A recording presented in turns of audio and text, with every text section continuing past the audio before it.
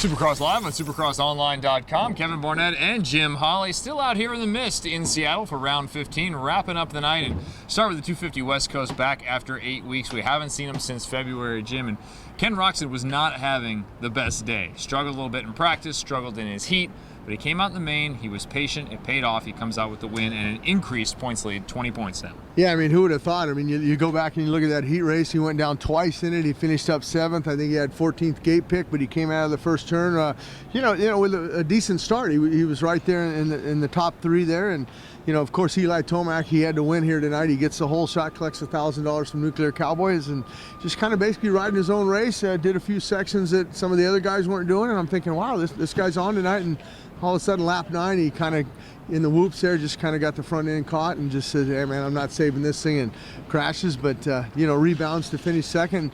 Ken's probably riding around in second going, well, I'm going to get second. I'm going to lose 3 points. But in the end, he ends up gaining 3 points. So it's a 20-point deficit with 2 to go. So Ken Roczen with that 20-point lead, how does he approach next week? Does he try and close it out, or does he simply back it up, start beeping it in?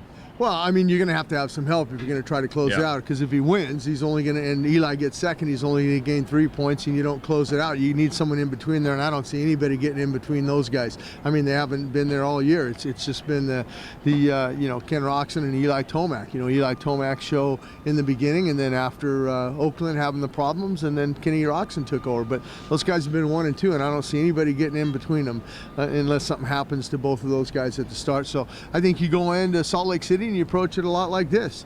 Make sure you don't have a heat race like you had here in Seattle, but just kind of, if Eli's on, and Eli's going to be on next week, I guarantee, in Salt Lake City, because, one got away from him today, and that's a lot of money in your bank account and bonuses and things like that, and wins. It's just not, you got to remember, it's just not losing, and getting second. I mean, it hurts in that bank account too.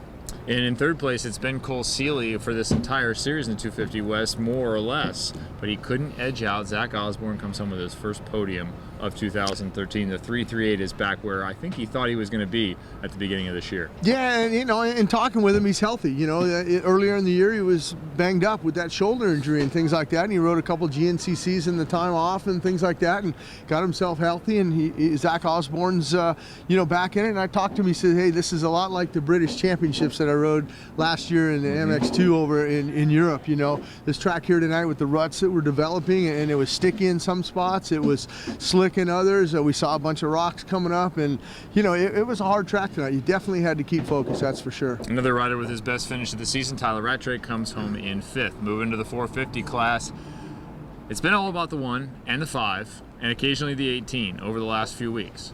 But now it was the 51 that stepped up. Justin Barcia, who spent a lot of time in 4th, got himself out front early and held off Ryan Villopoto. Great ride for Barcia. Well, and Barcia did exactly what he did in round 2. He won round 2 in Phoenix. He got that whole shot, collected $1,500 from Nuclear Cowboys, and just kind of rode his own race. And he duplicated that here tonight in Seattle. A Honda won last year with Andrew Short, and a Honda wins here in Seattle again with this year in 2013 with Barcia. But, in talking with him after the race and things like that, he just said, you know what? It's a lot easier running up front. You can't, with the competition that's out here now, the best in the world in Supercross, you can't start out in 5th and work up to finish first. I mean, you got to be up there at the start, and he put himself in a good position. And he changed up a few of his lines, if you notice, in that main event in 20 laps, because Villopoto would gain a little bit, then Villopoto would make a mistake, and then he would hear him. He says, man, I got to change up a different line here, and he changed up, but he rode a great race and didn't succumb to the pressure. For Ryan Villopoto, next week could be it. He could clinch the championship very realistically next week with a pretty easy ride. Right now he has 26 on Dungey, 25 on Millsaps with 2 to go. If you're Ryan Villopoto, is next week when you deliver the knockout punch, take home your 3rd straight championship? I mean, no, not really. I mean, you just really want to focus on the 18 and the 1. That's the guys that can, if you're ahead of those guys, everything's going to be great. And I think that you saw Ryan Villopoto ride a little bit like that tonight. He knew he was ahead of the 18. Davey Millsaps rode a great race tonight and finished up 3rd, but he knew Dungey had his problems, and he knew that Barcia's not in the hunt for the championship. So you know what? There again, I'm going to go back to last week in Minneapolis. If the championship's on the line, I think you're going to see Ryan Villopoto step it up, but the championship's not on the line. As long as he's beating the 18 and the number 5, he's okay, and we'll see what happens. First, you got to get through that first turn, and that was a hell of a first turn tonight. Chad Reed not making it through, obviously retiring after that. But I mean, these guys are just, you know, everyone wants to win, and you know, everyone wants to get a great start. Good ride for Ryan Villopoto overall, and now in 4th place it was Dungey who got caught up with Josh Hill in that first turn crash, and then in 5th place Jake Weimer with a good ride, the other Monster Energy Kawasaki rider. Remember, we do have 3 hours of live streaming practice coming up next week from Salt Lake City, where it could be pivotal. Ryan Villopoto could close it out. You definitely want to tune in and see how the night show is going to shape up. We'll also have AMSOIL podium interviews, rider interviews, a pre and post race report. We're going to get out of the rain here in Seattle. A little bit of drizzle still coming down. We're hoping for sun in Salt Lake.